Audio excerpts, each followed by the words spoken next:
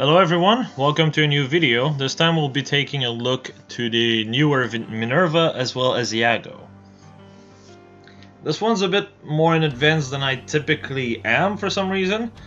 Mostly because it's 5 AM and I'm working on this, but at the same time, do keep in mind, I wanted to actually do a whole video on Iago and then a whole video on Minerva, since they're both actually good units.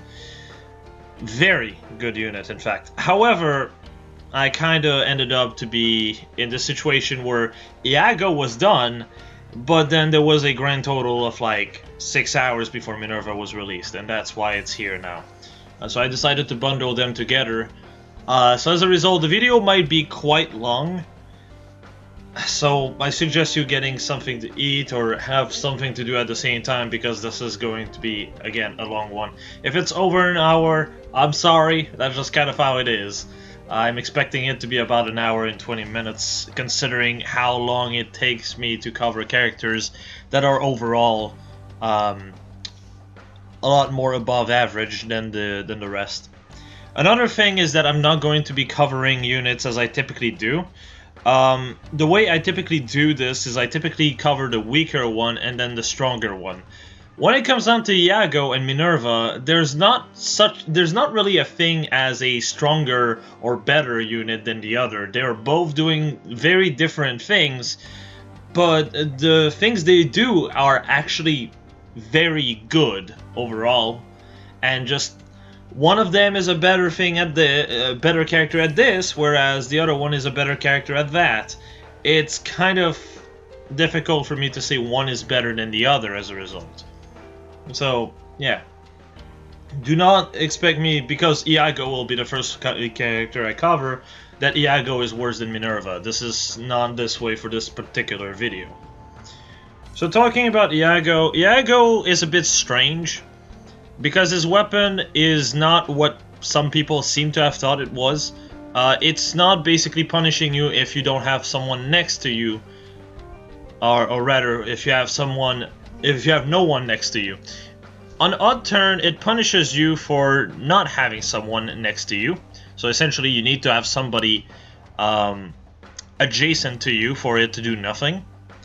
Whereas the second one, which happens on even turn instead of odd turns, requires you to not be adjacent to anyone. So essentially, to put it in a way that's easy to understand, on even turn he's basically a slightly worse Versa, because he does -4 def and res instead of -3 attack speed def res. If you are not adjacent to, if you are adjacent to somebody. However, on odd turns, it inflicts guard instead with attack and speed -4 if you are not adjacent to somebody else. So it kind of alternates between you needing to not be adjacent to something, or rather, it requires you to be adjacent to someone and then not adjacent to someone and then adjacent and then not adjacent. It's a bit confusing to cover, but yeah. Overall, it's a very good weapon, and honestly, that alone should put him to something similar to a Versa. But I do think a Versa is more consistent and therefore a lot more obnoxious to deal with. Whereas here, it's like, you can just set yourself up, so hey, it's the turn where you need to have no one adjacent to you, send a tank there, no problem. So it can be a bit easier to deal with than a Versa. However, when it comes down to Iago, the best thing is his stat line, as you'll soon see. His stat line is quite insane, but most people won't be able to tell this. So first merge is only giving you 2 HP to attack and 1 res, of course. Could not get speed on that one, but that is to be expected. Overall, first merge is not that helpful. He's really just as good as he is because of the final merge, giving him everything he really needs. And here are the comparison. So I want you to realize this. If you compare him to Hubert, he basically has better def, res, Less speed, but the speed is not that big of a problem, actually. And attack is the same and more HP. Yeah, it's kind of insane. Hubert can go attack plus to actually beat him in offense, but you kind of want to go res plus if you want to do something like sturdy impact. You can still use sturdy impact with his base res, it's just not very amazing with him, is the problem. And as far as using an Altome is concerned, Iago absolutely wrecks him in so many pieces, it's kind of disgusting. As far as E1 is concerned, E1 is still the best Red Tome mage. You can really see why he is the best here, because Iago has a very superb stat line, but here, the only thing that E1 loses in is HP. He has more attack, more speed, equal defense, and more res. And if he wants to, he can just have more def instead. That's just up to him, really. And that's really what makes E1 so dangerous. E1 can just work so well with so many sets, but Iago is also a lot cheaper, especially considering he's a GHB unit. You have to understand, if you are using a GHB unit, you can easily get that unit to plus 10 with 1750 grails. Because you'll get 3 copies and you'll obviously get a rerun after a few months. 1750 is very cheap, whereas L1 actually requires you some hard-earned orbs, and unless you have a 3-man banner with the guy, it's going to be a pain in the ass. If he's on a legendary banner, give up. If he's on a 4-man banner, your odds are basically that you're going to be spending about 30-40% more than if he wasn't a 3-man banner. So, yeah. Now, let's talk about builds, and there's 5 for Iago. So, obviously, there's the weapon. You know, the pref weapon. If you invest in a speed with HP speed twice, first off, you're sitting on 55 HP. If you add something like, say, a blessing like Astra or Light, and you bring 2 light unit, you're at 65 HP, making his weapon very, very effective. And on top of this, with low attack speed 3, you're basically looking at 63 attack, 44 speed, as well as 36 def and 49 res. Not too bad. Speed ploy actually pushes your speed to 51, and I know a lot of people, not really a whole lot of people, but some people do think that ploys are worse than smokes. The main reason I do prefer ploys is because, unlike smokes, you don't need to fight. The problem with smokes is if you don't have an easy target to kill, debuffing the other enemies around is not exactly easy. And even if it is easy, well, you kind of run into the problem of if you're left with like 1 unit or 2 unit, but they're far apart, then the smoke is absolutely useless. Ploy is always going to have some value as long as you have more res than the enemy, which makes it a overall far more consistent C-slot. In my opinion, I do value consistency a lot more than potential. Otherwise, you just see me say certain units are a lot better than what I think they are.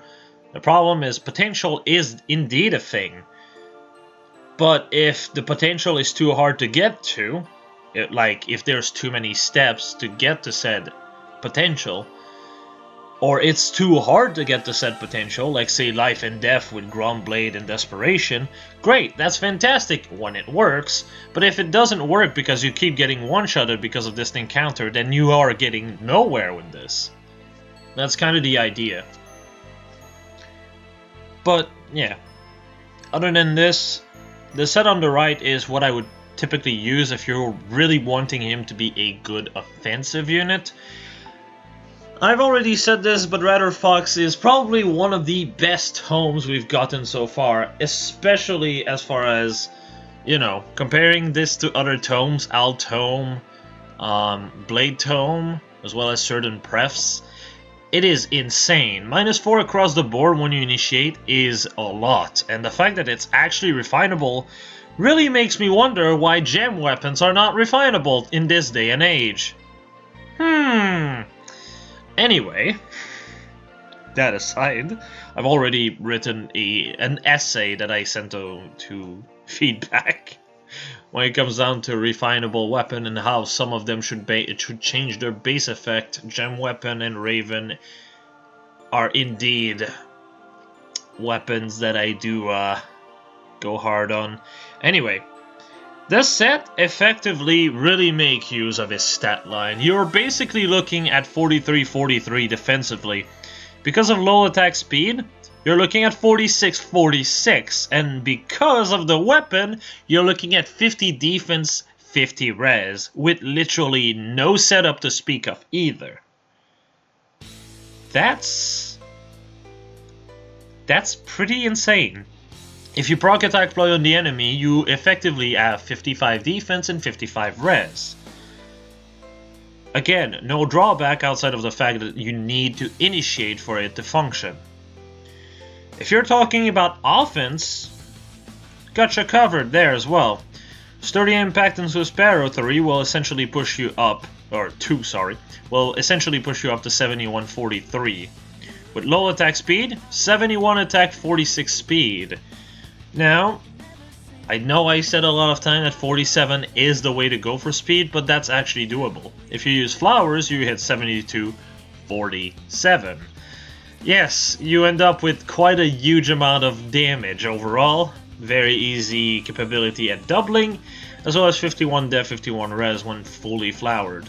That is kind of insane, isn't it?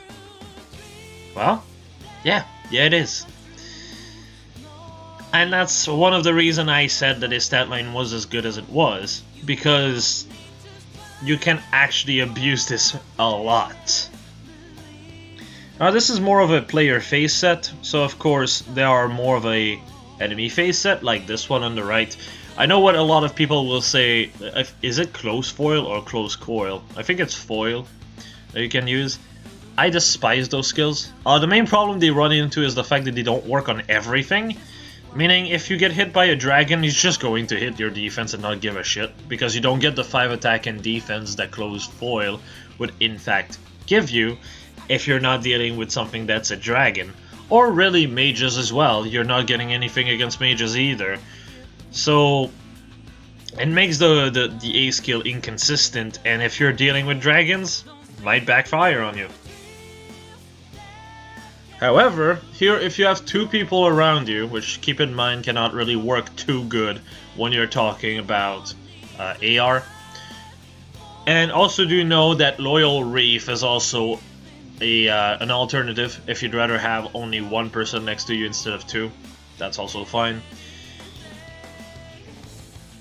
Well, overall here you basically hit, you know, because of Radar Owl and low attack speed, you essentially hit 43 def, 50 res.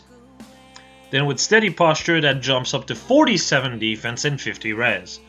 This is pretty bulky already, but then if you're looking at speed, 37, 41 because of Radar Owl, 44 because low attack speed, steady posture pushes that to 48 speed. And your attack is still solid. Joint Drive attack gives you an extra 4 attack, Radar Owl gives you an extra 4 attack.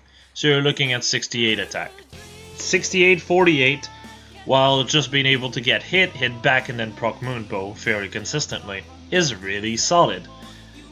And that's kind of one of the reasons why, again, his stat line is so good. You can use it defensively or offensively, it works. And because his attack is so high, you can also use AoEs, as the set on the left. I've been debating on using his base weapon because you do get 2 more attack from it. But I do think Radar Fox gives you more potential in combat if you do need, in fact, to take a hit. And also, it's easier for you to set up the AoE because, yeah. Life and Death 4 is also there, so you have a bit of an enemy phase in case that's required.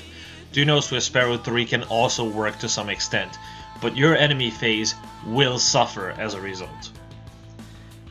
That said, because of Radar Fox, in reality, when you're doing the heavy blade, comparison, you have effectively 72 attack, which makes it a lot more consistent than 68. Well, a lot more. in quotations. Attack Ploy can push that to 77, essentially for the comparison also for Heavy Blade. And when it comes down to your bulk, despite Life and Death 4, you are still looking at 35 defense and 42 res, which is really solid. As far as your offense is concerned, you have 72 attack and 48 speed with the full force of Blazing Wind. Yeah, typically you're going to be killing what you're dealing with. You won't have any problem setting up either, and yeah, that's kind of what Iago does in a nutshell. Very, very, very solid stat line overall. And of course, how could I forget Blade Tome? Now again, Swift Sparrow 3 is indeed an option, especially considering you're using Swift Sparrow as the seal. But you want to know how stupid the amount of attack he reaches gets? You see that 69 attack, you had 24 because of Rather Blade, of course, so you're at 93 attack.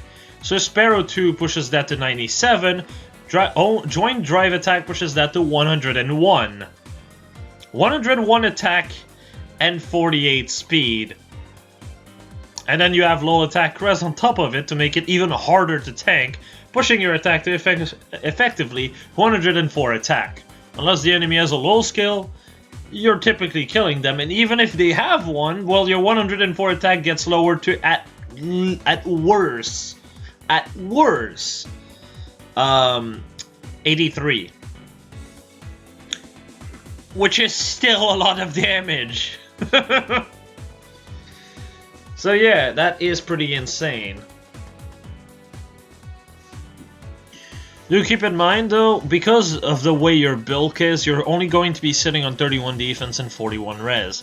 So, as a result, it can be a bit iffy. So if you do prefer getting, you know, your bulk back, Swift Sparrow 3 might be a better option. I just prefer to have a multi-phase kind of utility when it's needed, personally. But yeah, because of speed, the speed is very important in enemy phase. If you use Swift Sparrow 3, your speed is only sitting at 37. It's very easy for you to get doubled and killed, of course, as a result. Moonboy is a no-brainer, just like every other set that was not Blazing Wind. That's pretty much the one way to go because it's a 2 cooldown. It's an easy special to get to just keep using, unless, of course, you want to use something like, say,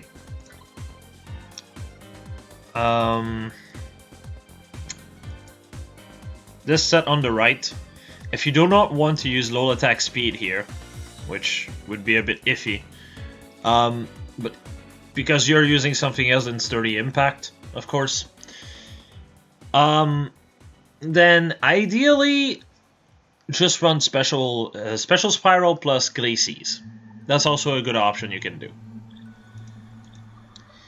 And now with that said, we're moving to the second unit this time, and actually did not spend too much time here. So Minerva gets 2 prefs. A pref weapon and a pref A slot. And boy oh boy, they are actually pretty good. Dragon's Axe is not the first time we get a weapon like this. Percival also has this weapon, although Percival does actually have a bit more utility for it, because the main problem that Minerva runs into is just not really having a whole lot of B slot that works with her. You have basically Desperation, Vantage, Mystic Boost, and sometimes Aerobatic depending on the set. Or Flyer Formation, of course, which is kind of mediocre. The main problem with this is the fact that our res is so low, so Pegasus Flight is kind of out of the question. But at the same time, it might also be the reason why adult Minerva might have a bit of a purpose later. More on that later. But yeah, our weapon is effectively Percival's weapon.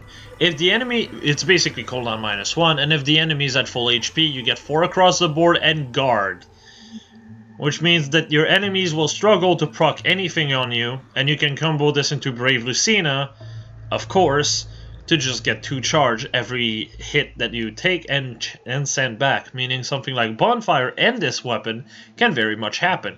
Get hit, proc Bonfire, 1 shot. There you go. Vantage does not work as well as a result, purely because, well, you know, she's meant to proc specials. And also because her bulk is disgustingly good. You'll see what I mean then. But yeah, overall this is an excellent weapon and definitely not something I expected to see on a free unit. Iago, I could kind of see it coming because it was kind of similar to what Aversa got, right? What Aversa got was basically this. If basically we had gotten Iago's Tome on anything but a red mage, like a green or blue mage, or colorless mage, I guess, since now that's a thing, Iago's Tome could have been rather, really disgusting. But the way it is right now, it's a bit too similar to Aversa, and while the unit is completely better than Aversa, outside of having access to skills such as guidance, it is still insane overall, but not like to the extent of a blue mage getting something like this, because you could just combo Aversa with Iago a lot easier, and then it would just becomes a mess to deal with. As for the other pref skill she has is Dragon Shield. Now, Dragon Shield is not great, but while I do say it's not great, it's a very good, cheap option to use on her. It's effectively Fury minus the 3 res, and no recoil, and gets rid of the effective damage that she might have, you know, receive otherwise. That's pretty good, actually. Honestly, it's a really good A skill. The problem is that it's an A skill. If it was, say, a B skill, and it was just doing something like your enemy loses 2 attack speed def, and you cannot use buffs in attack and speed or attack and def or something like that, that would have been so amazing for Minerva, because it would effectively just mean that her B slot would be solid. Again, the main problem she runs into is the fact that there's not really a whole lot of B slot working. At least until we get something like Wyvern Flight, which would probably be Pegasus Flight but working off your defense.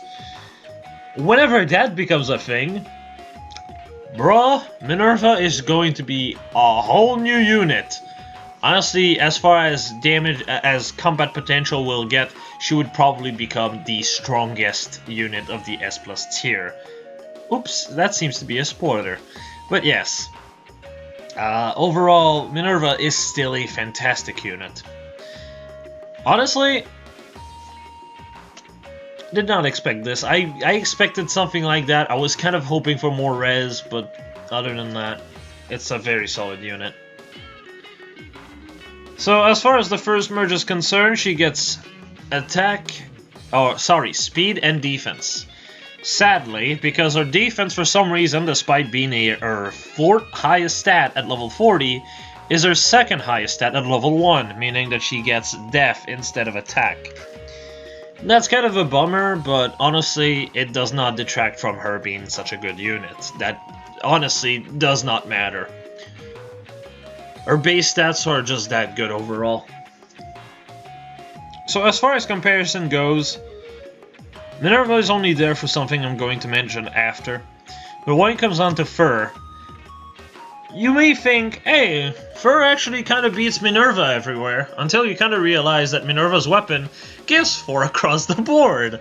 And suddenly, Minerva has more HP, 2 more attack, 1 more speed, literally 12 more defense, and is only behind by 1 res. Now, you can also go res plus on Fur to really abuse on the mixed bulk aspect, but while you can do that, overall, Minerva is still superior on so many aspects, and at the same time, Fur kind of really wants attack plus, so she's consistent at killing armors. That's the thing with Fur, she's a fantastic armor killer and does better than Minerva on that aspect, to a disgusting amount, in fact. However, Minerva is a unit that's good against everything, instead of only armored unit. That's the big difference here. So yeah. As for Minerva here, the adult one, I want Res Plus here to really showcase something. Now, do take what I'm going to say with a grain of salt, because we don't know if that's going to happen. I do think, personally, it should happen. Because base Minerva is a 5-star exclusive. Yes, she is on a weekly banner, but Minerva is a free unit. And this Minerva is completely better than that Minerva. And even if Dragon's Axe was given to this Minerva, the younger version still has about 10 more BST than Minerva, a much stronger offense overall than base Minerva. But the one thing that Minerva would be able to outdo young Minerva with would be mixed bulk. As you see, if you go Res Plus with Brazen Attack Res, if she would in fact get Dragon's Axe, you would basically be looking at 40 def 40 res, whereas young Minerva here would be at 4427. So overall, much better mixed bulk. Even if you go with Brazen Attack Res, it's 4434, which makes you overall not that good because your res is so low. That's actually one of the biggest problems Minerva runs into. Her res is so low that building on top of it means you can't really run Distant Counter effectively.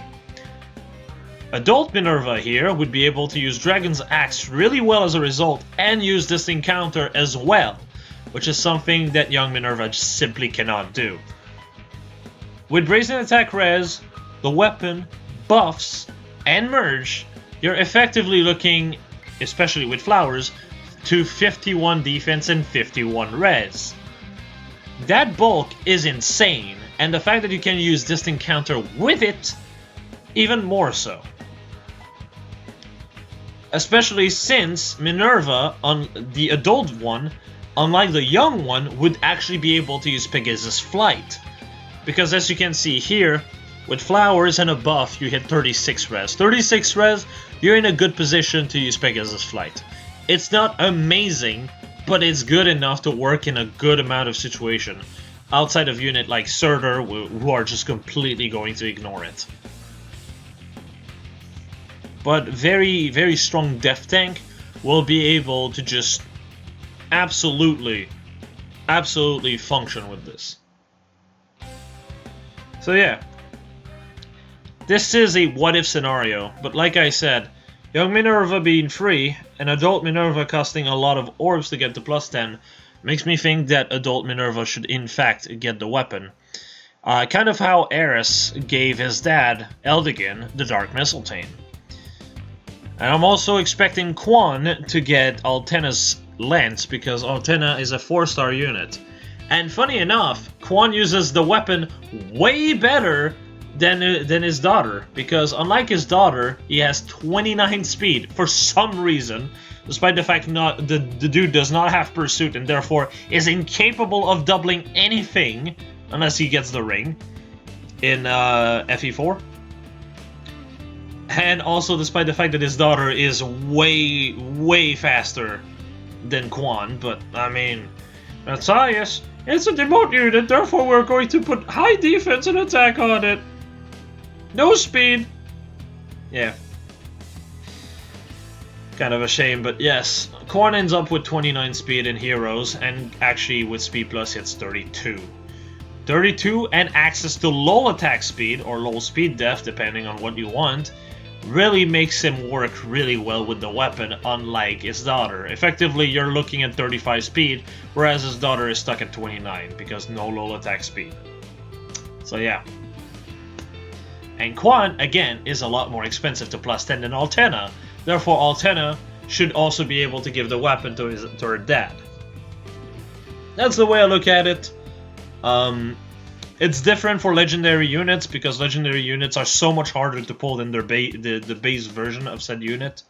So there's no reason for the base unit to get the legendary weapon. They kind of realized that very early on with Ephraim. And they kind of did the same thing when it came down to seasonal. Berserk Armads being given to to Hector was a mistake, and therefore after that they never did it again. But The one time they did it again was with Eris, and Eris made a lot of sense, because Eris is a lot cheaper than Eldigan, and even if Eldigan gets the weapon, Eris does it better, so there's no point in ever building an Eldigan, but giving an extra bone for those who did before is still good. I think you can kind of understand the logic behind it, but yeah. So yeah, all that to say that Minerva would be way better as a mixed tank unit version of what the current Minerva has with this encounter. With that out of the way, let's go with builds. Minerva is overall the best axe flyer unit that we've ever gotten to this game, which is honestly shocking, but the fact that she's so good on top of the fact that she's free, that's insane. Especially considering, you know, all the axe flyer we've got recently. When it comes down to GHB and Tempest Trial unit, and I'm using recently very loosely, are R and Jerome, also known as Prefless Cersei, number 1 and 2. Yeah, not very good units, are they? But yes, it is kind of what it is. So, set on the left is using aerobatics with attack respawn 4 and attack respawn 3, effectively pushing the def to 46, res to 43. That's already really good. Or actually, 41 res, my bad. That's already really good in itself, but because of the Dragon's Axe, you're looking at 50 defense, 45 res. The speed is at 52, which is honestly overkill. If they decided to take 3 speed and put it in res, I would have been pretty happy, but oh well, that's kind of what it is. And the attack here is also looking at 78. So you're at 78 attack, 52 speed, 50 def, 45 res. Basically, whatever you're dealing with is most likely dead. And with Bonfire on top of it, and the fact that your enemy cannot charge any special, you're basically looking at hit, get hit, proc. And of course, there's Joint Drive's attack, which combos into aerobatics really well. So effectively, you have 82 attack. Even if you're dealing with a red, right? Even if you're dealing with a red, you're effectively looking at 66 attack plus a bonfire proc. Unless the enemy has guard, of course. But yeah. That makes her extremely deadly to deal with. Not to mention, as I said a bit before, Brave Lucina is able to combo into Minerva very well. Which, first off, aerobatics Minerva combos into Brave Lucina. 2, if you say, you know, put 2 drive res on Brave Lucina, you're effectively looking at 53 def, 54 res. On top of 85 attack and 55 speed. So already there, you're off to a good start, but you can also go with, you know, ally support. But more importantly, on enemy face, Brave Lucina will make you proc Bonfire every time you get hit. So essentially, you get hit, and then you have the whole power of 85 attack, proccing Bonfire for, oh, what's this, 53 defense, so 26 damage from Bonfire. Yeah, you're going to be slaughtering a lot of things with this, and the best part about this is the fact that you will still be bulky enough to take several hits with this. That said, of course, the main issue, as usual, is going to be AoEs, because AoEs will not take your in-combat res buffs. As for the set on the right, again, as I said when it comes down to Minerva, the base one, base Minerva can do this better, and she can just run a Brazen instead of attack respawn. That's not to say that this one cannot run Brazen attack res, but her res is so low to begin with that it can be a bit iffy to use. You're looking at 50 def, 33 res, after all. So using attack respawn is a bit better, and Mystic Boost does not really work with Brazens whatsoever either. So there's that. With this though, you're still looking at 50 def, 38 res, as well as 71 attack, 52 speed. Her speed basically needs nothing. She has so much speed that you don't need to really bother with it. It's all about fixing that res or investing in more defense if you think that's going to be more helpful to you. Personally, I prefer going for the mixed bulk route because Minerva is very much salvageable in a res outside of this encounter. If you use this type of set, for example, you need to use Brave Lucina with double drive res because it does one hell of a difference. You go from effectively 50-38 to 53-47. That's a lot better, isn't it? Well, it's kind of the idea.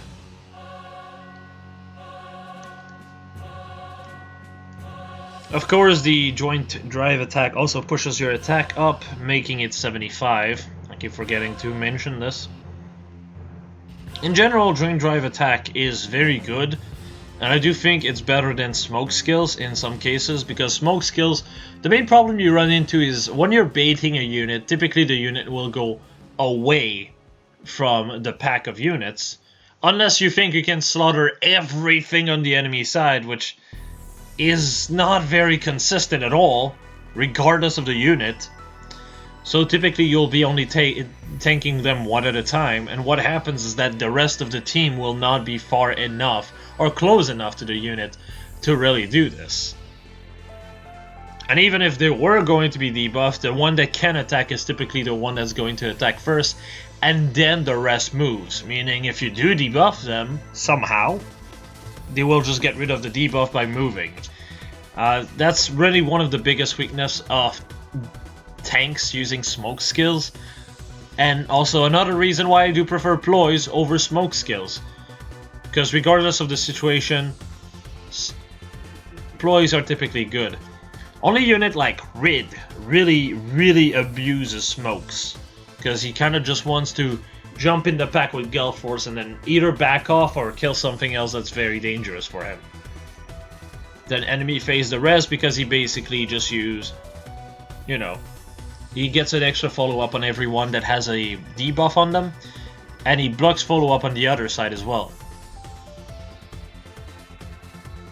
So yeah, overall really solid as a result for this skill, and well, a lot of units are going to be able to use them.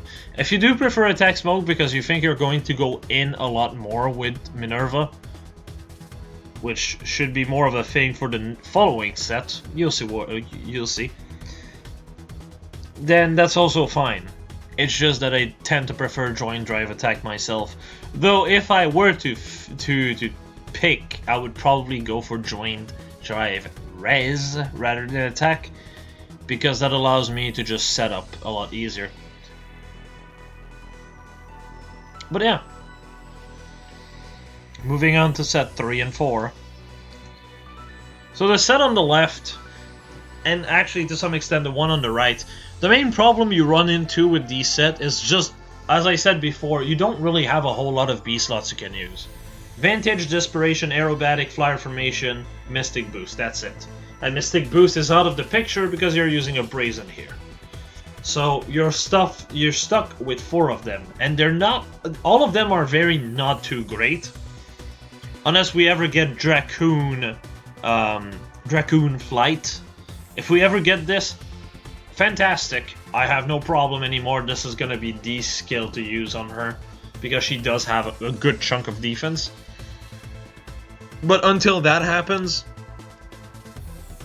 as far as Desperation is concerned, that's probably the best way to go about it. If you go Vantage, you're typically not going to be consistent at getting your kill despite having 69 attack. And also it locks you out of using Brave Lucina, which is kind of a shame.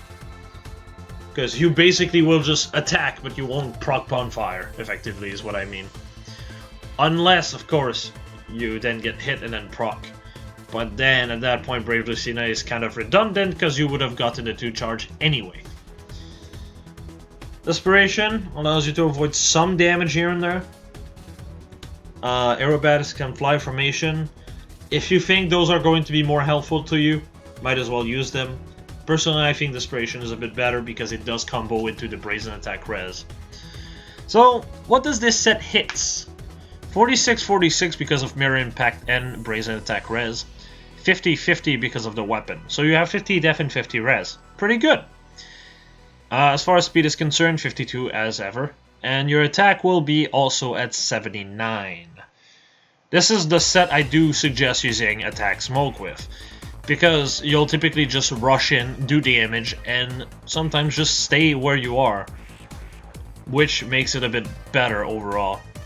Especially since you're going to be looking at 50 def 40 res on enemy phase, so your enemy phase is not even that bad either. So yeah, pretty solid. As for the set on the right, this is a Gelfor set. Again, this is kind of why attack smoke works, similar to what you do with Rid. Gelforce allows you to deal with 2 frustrating units when it does proc. Do keep in mind her attack is high. She does hit 72 attack on initiation, and that can backfire on you. I almost want to say that I wish bracing impact was a thing. If you don't know what bracing is, it's your def and res on initiation. Basically, it would be maybe like 10 def and res on initiation. Though you could just use Fortress def res if you think that's, you know, fine. Though you run into the problem of potentially not having too much, not having enough attack, because you'll be at 64 attack with the Dragon Axe, which can be a bit iffy also to kill because you do not have a damaging special. You have Gale Force, so yeah, just thought it was worth mentioning. Desperation also do work because you have cooldown -1 in the weapon. So yeah. Overall, Minerva is a fantastic unit. The only issue she really runs into is her res and the fact that B slots are very non-existent when it comes onto flyers. Or rather, you have so many options for flyers, but none of them matters for an attacking unit. Most of the skills matter for movement, or like the skill that everybody have, like chills, which are not very good. Ruse are only Cav and infantry exclusive. Feints, which again, not really is something you would like to use. So yeah, it's not too amazing overall. But I do think in the future she's going to get something like Dragoon Flight. And even without it, she is still a fantastic unit. Very good duelist overall. So here's the tier list placement. Surprising nobody, they are very quite high. Honestly, if it wasn't for Versa, I don't think Iago would be S+. I do think it would be more around S tier, because just like Itsuki, he's very solid at being versatile, but his pref is not as amazing. Though I do think Iago has a better pref than Itsuki, his pref is still slightly worse than the Versa's. As for Minerva, it's a no questions asked situation. There's just nobody that comes even close to what she can do. Especially as an Axe Flyer, and the second you go outside of the Axe Flyer category, well, she's still amazing. That pref is insane. That pref was literally the reason why I said Percival was as good as he was. So, yeah. As for Tobin jumping from A- to A+, this is because of his pref. I actually forgot to update his tier list placement on the last tier list. Somebody was kind enough to remind me, and there you go. And Ursula went up 1 tier, from C to B tier, because our weapon is good, but while it is good, it's not amazing. And also, to go back to Tobin, if you wonder why A+, because that's still kind of I, if you compare Astrum to Tobin, Tobin has roughly the same stat, and in some cases even better, especially in terms of res. When his weapon is active, which is very easy to be active, because as long as he has max HP than the enemy, he gets 4 across the board. Which is much better than Astrum's poor excuse of a weapon, because Astrum's poor excuse of a weapon gives 4 to all stat to all physical only unit. It does nothing for casters. It does no extra effect but giving extra stats, and it's not even a whole lot of stats, it's only 4 across the board. Yes, it works on himself, but any kind of team that really wants to work will have buffs available from other ways. Legendary Azura does 6 across the board, for example. And the biggest insult when it comes down to Astrum is the fact that it only works on physical units. So, if you bring any caster, dragons, or so on, they are left with no buffs, which kind of makes you want to use buffing skills anyway, because then your caster/dragons have nothing otherwise.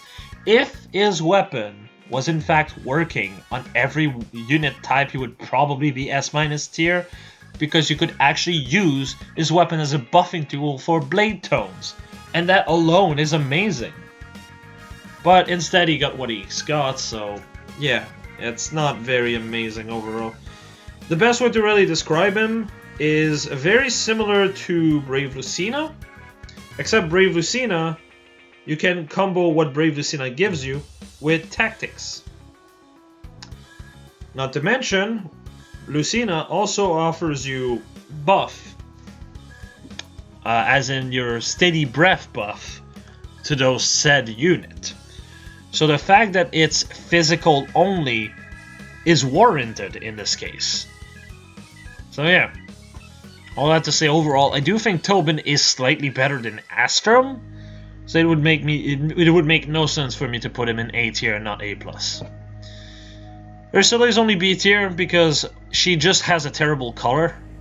Loot is a fairly obtainable unit because she's a weekly banner unit, and Loot gets 4 across the board. Another thing to mention is the fact that even if you combo Ursula into Loot, Ursula is still behind. Even if you get Loot to do her speed res sabotage, it's -5 speed and res, right? Great. That means 10 more damage for Ursula, right? So Ursula jumps up to 39 attack, right? Loot has 36 base attack, and our weapon gets an extra 4 attack if the enemy has a debuff up. So Loot would still have more attack than Ursula. That's how terrible her attack is. But the difference between Ursula and Loot is that Ursula only gets attack.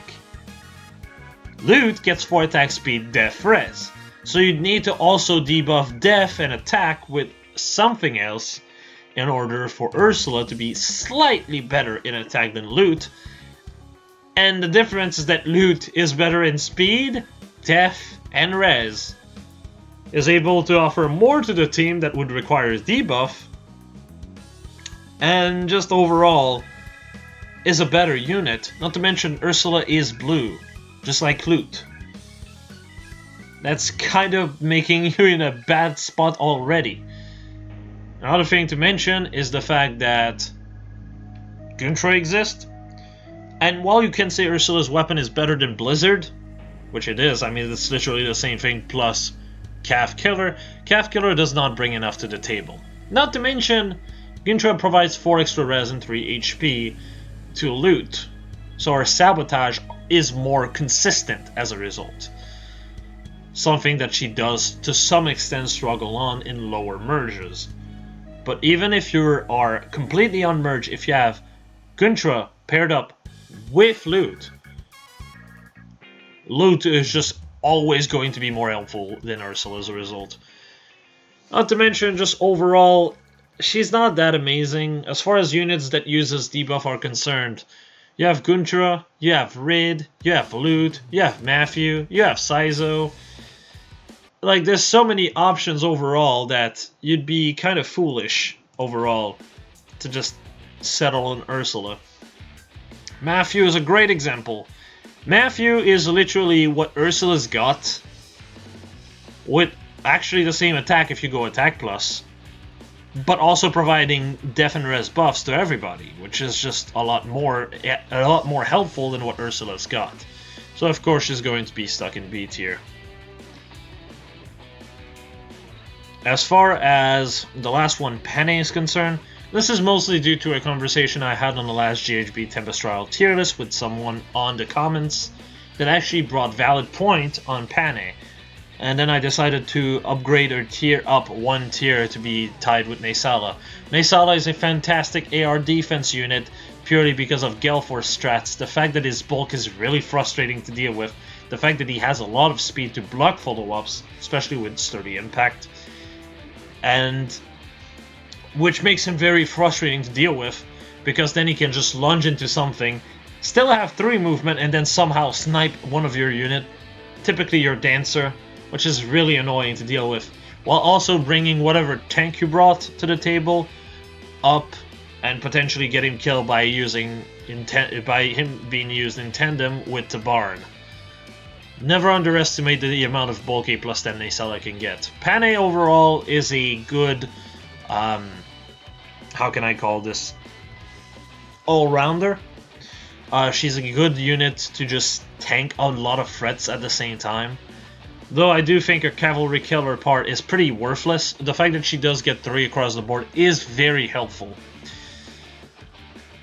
And also, more importantly, access to lull skills. This is actually the main thing.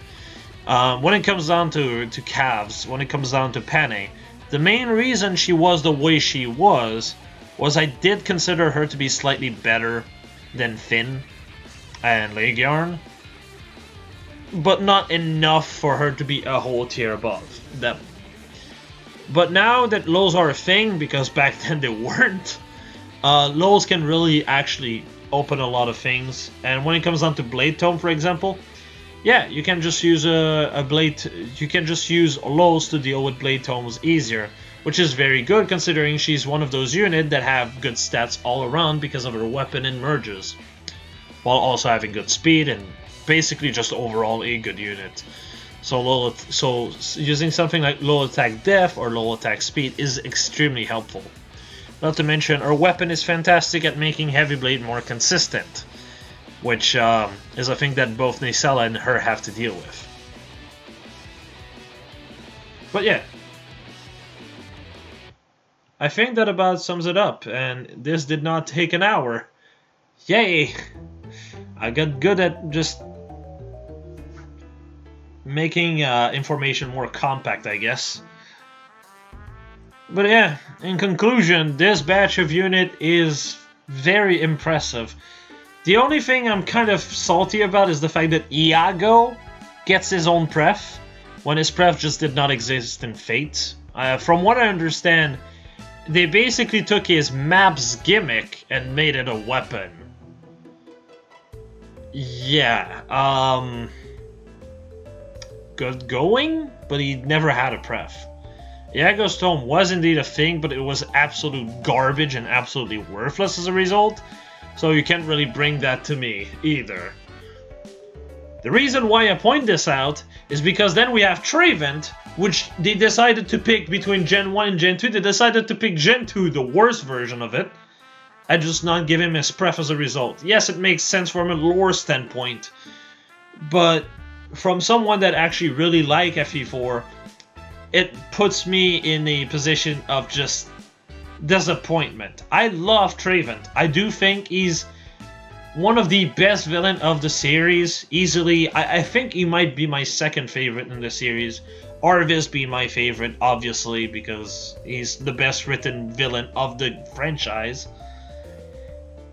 And he's basically what Edelgard should have been. The difference between Edelgard and him is that Edelgard is heavily, and I really do want to emphasize, heavily inspired by Arvis. But the thing that makes Arvis what he is that Edelgard basically is Gen 1 Arvis without the Gen 2. The Gen 2 is what really cements his character as such a good character, because in Gen 2 he kind of sees the impact of what he's done in Gen 1. And as a result, he kind of just goes into this phase of, I need to atone for what I've done.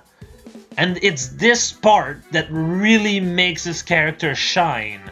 He atoned with it with his life. Straight up. If it wasn't for Arvis, there would be no way for you to kill Julius.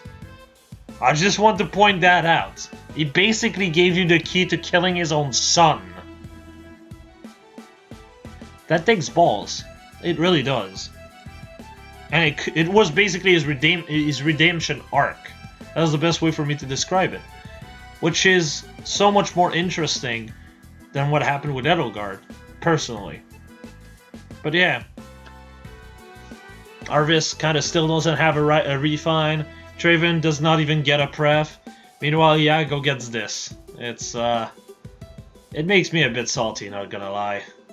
Especially since, considering what they'll probably do with Arvis and what he's going to get as his refine, I'm probably gonna be disappointed as well, which